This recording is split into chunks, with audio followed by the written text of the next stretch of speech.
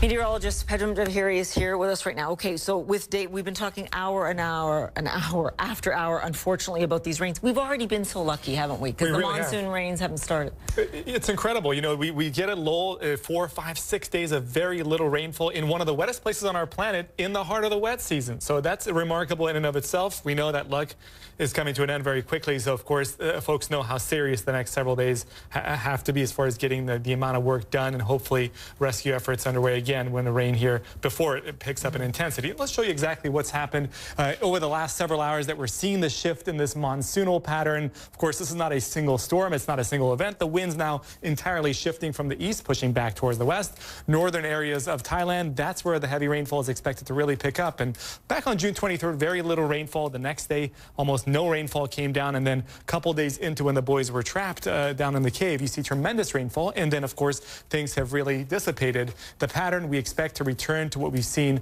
in those initial days when the boys were initially trapped there. And of course, the water filled the caves. And you notice each and every single afternoon over the next 3 afternoons, we get thunderstorms that develop. This is a telltale sign of the monsoons really taking shape. And the forecast brings just a couple of millimeters by this afternoon and this evening. Not a tremendous amount just yet. So really Monday becomes a key day as we go in towards Tuesday, say 11 a.m., noon, 1 p.m. Tuesday, and then through much of the afternoon, some heavy rainfall is certainly expected.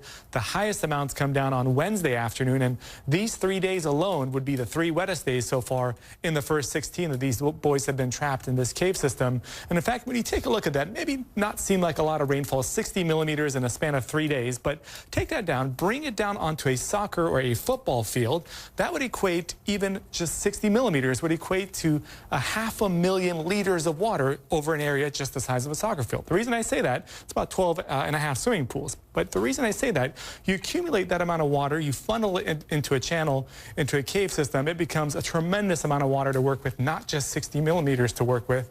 And that's what's concerning across this region. Notice over the next 7 days, potentially as much as 150 to 200 millimeters could come down. And of course, the landscape across this region, very mountainous near the cave entrance. All of that water will want to funnel downstream.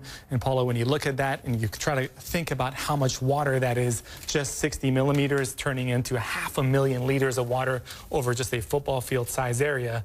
And then of course, there's a lot more of that area than just one football field. There's millions of liters of water that could once again funnel back in there quickly. And no way to predict exactly where that water's going inside that cave system. Okay, Pedram, we get it. 24 to 48 hours, very crucial right now. Thanks so much. Appreciate it. Now, bringing out the first 4 boys was quite a victory in and of itself. Our Tom Foreman looks at how the first rescues took place. The initial part of this rescue actually happened a little bit faster than officials expected, with 2 boys coming out about 10 minutes apart. Then 2 hours later, 2 more coming out. And that was possible only because of a massive effort to pump out so much of the rainwater in this cave that some portions of it became walkable. Now, other areas still remain completely submerged, and that's why these divers had to go in there and put these boys into full face masks. There were 18 skilled divers in the cave at this time, and as they brought them out, they used this configuration. A diver would go up front, tethered to the boy behind him, carrying the air supply for that boy behind him. They're all following a line, and then another diver would come there backing up the entire effort. How many parts of the cave do they have to do this? It's not really clear from the maps as we can see them so far.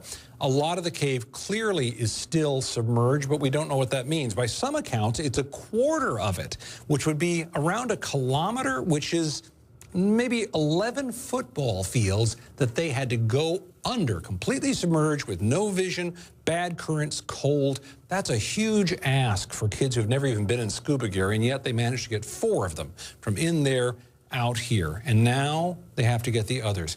First thing, they've got to replenish those oxygen supplies because they've used up everything. They're starting all over. That's going to take some time, but they don't have a whole lot of time. Look, all of the pumping effort has been aimed at the rain that collected from the time the boys disappeared. They've had a little lull in here, and now the monsoon rains are coming back in earnest. And that is giving an urgency to this effort beyond even what we have seen so far.